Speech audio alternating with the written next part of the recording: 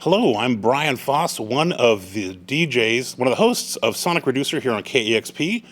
KEXP is listener-powered radio. We're live on the air in Seattle and in the Bay Area. We also have our website, kexp.org. We are listener-powered, and we thank all the folks who have donated to the station to keep us on the air. We're going to do a live session with Demonas.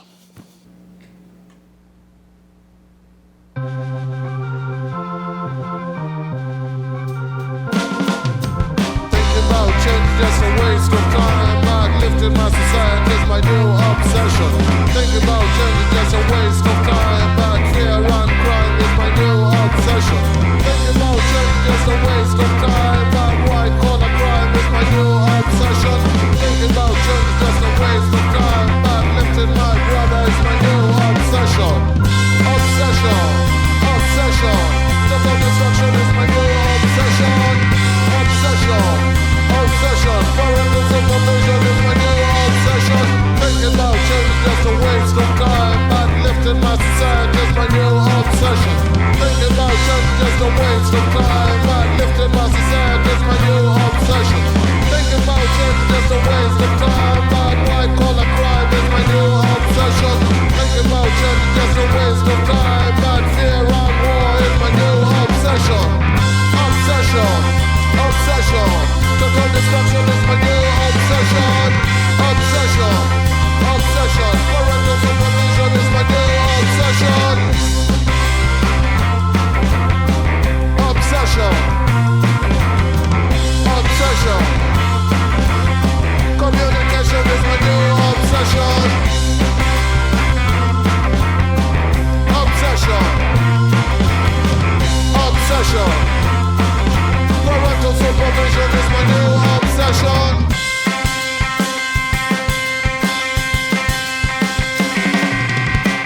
Obsession, obsession. Total destruction is my new obsession. Obsession, obsession. Parental supervision is my new obsession. Obsession, obsession. Total destruction is my new obsession. Obsession, obsession. Parental supervision is my new obsession.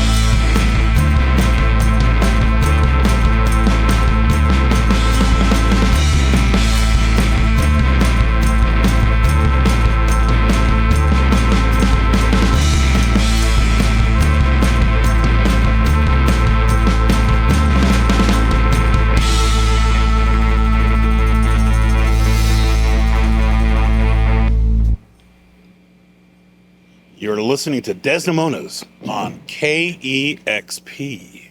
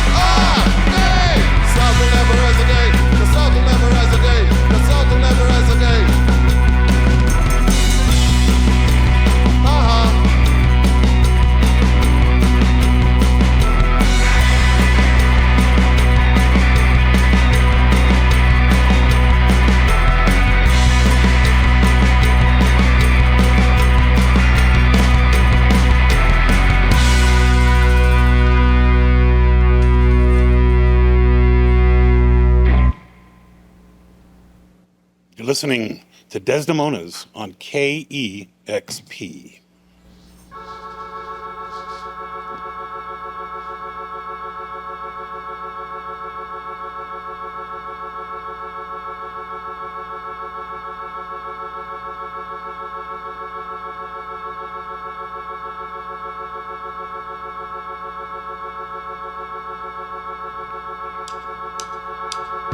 Performance of doctors and social returns. Falling in love, but it's never enough. Trying to scream, but I can't find the words. All the money in the world, but it's never enough. Doing the thing just coming up short. Walking to death, just make a quick buck. Falling in love, but it's never enough. All the money in the world, but it's never enough.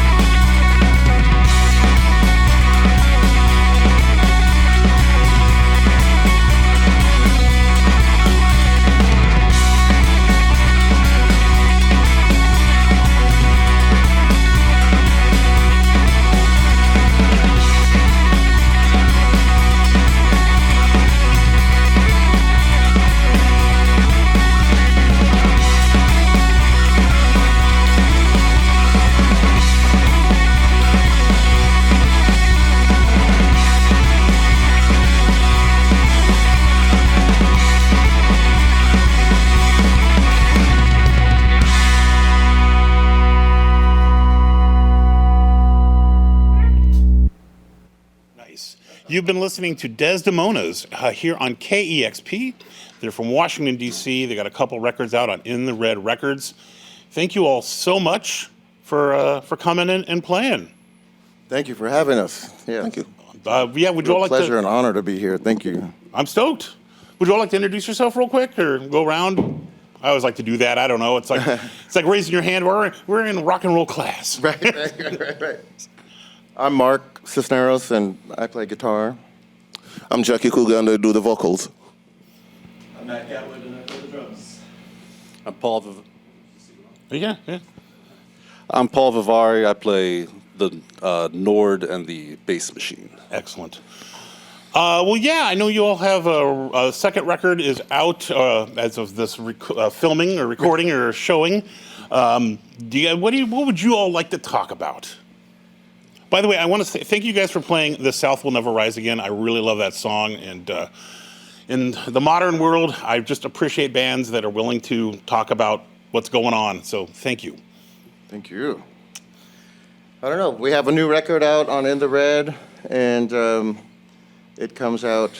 It's not out yet, but by the time this airs, it'll be out. It's called Apocalyptic Boom Boom, and it's our second full-length record, and I think that hopefully we'll be doing a lot of touring next year, 2025, and possibly Europe and the UK. I think is what it's looking like. Yeah, currently you guys are coming through on a tour, and you're in Seattle, but of course you're going to be going farther, different places. Yeah. This is our first time to the West Coast ever, and it's been really great. The shows have been great, and lots of really cool people have been coming out and showing their support, buying a lot of merch. It's really nice. That's always good. Yeah. Got to keep you. Got to put gas in the car and stuff. Yeah. Absolutely. Whew. Well, yeah. Like I said, I'm bad about doing interviews. If you guys want to talk about, what is it, sports? No, I don't. Yeah, I just appreciate Apocalyptic Boom Boom. Why did you pick that as a name for a record? Jacky. It sounds good. It looks good in print, and it's based on one of like the darkest songs we've ever written. So it was just perfect. Yeah. Like such a perfect title for like the theme of the record. I felt like if we had put that song as the like first song, I feel like it would just represent the entire album. Cool. Yeah. We also have a song called Miles Davis' Headwound Blues that's based on this photograph of Miles Davis outside a club, bleeding after being hit by a policeman. And it's quite an interesting and powerful photograph, and I don't know, it's just like we have a song about it. I think that's awesome. I mean, it's not awesome what happened to Miles Davis, but that is, it's Right. our history, right? Right. Unfortunately, it's a lot of this it's our current too. Yeah. He was like one of the biggest stars in the world at that time in the late 50s, and he was playing a club in New York City and came out on a break to smoke a cigarette on the sidewalk, and then a cop comes along and is like, "Hey, move along, you can't be here," and he's just like, and it's like nothing has changed. It's really, really crazy, and as I can see how a lot of us would be surprised at what's happening now, but it's really it's not about like how did we get here. It's just this is where we've been. I've unfortunately been thinking recently that Americans are really stupid. Yeah. But you gotta hope there's still good people. They gotta find hope somewhere. There's a lot of great Americans. Yeah. But yeah, going to Europe is a thing where we hear a lot about it, and it's like, oh yeah, it's great to hear other people's takes on things and experience what other countries do and how the standard of living in other places around the world compared to the States, where we're always taught it's the greatest country in the history of the universe. Yeah, they might be a little off on that.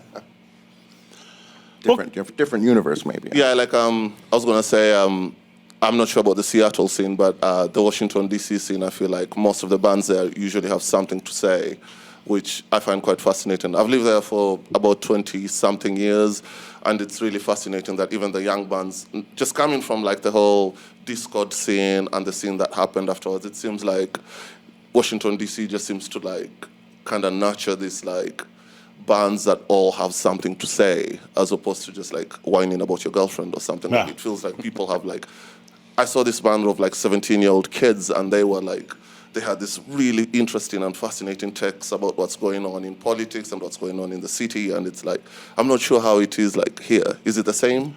We've got some good stuff going on in the Seattle area. Mm-hmm. But yeah, what are there some of favorite bands you have that are currently playing in Washington, D.C.?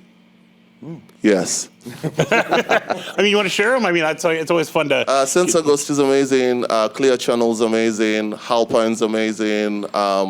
Bedmaker is like incredible. Shadow Riot. Yeah. Hammered Hulls. Cool. I'm gonna forget so many Clear people. Channel. Yeah. But I will say one of the things that gives me hope is here in Seattle. There's been a bunch of more all ages places and young kids that are starting bands and just making really aggressive, obnoxious music, which is wonderful. Yeah. So yeah, good. the kids still get it. Right. Yeah. Absolutely.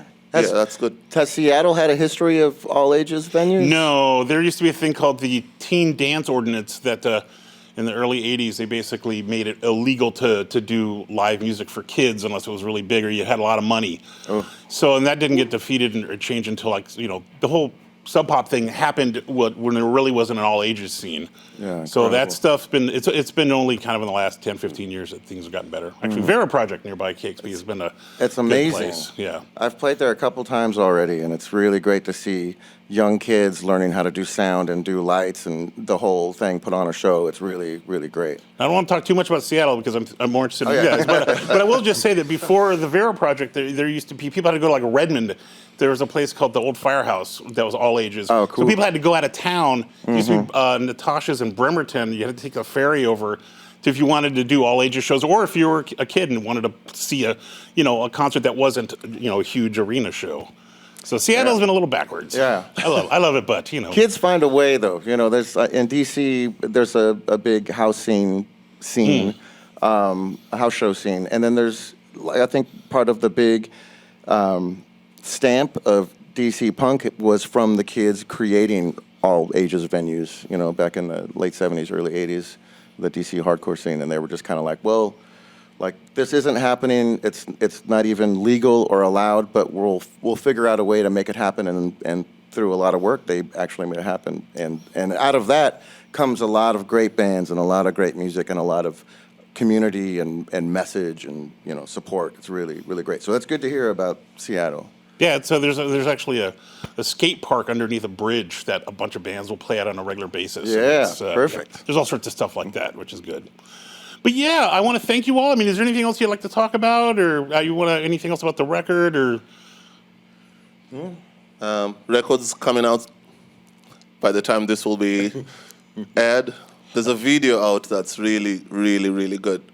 It's me walking down the street in a yellow jacket, and this place just parted like the Red Sea. It was awesome.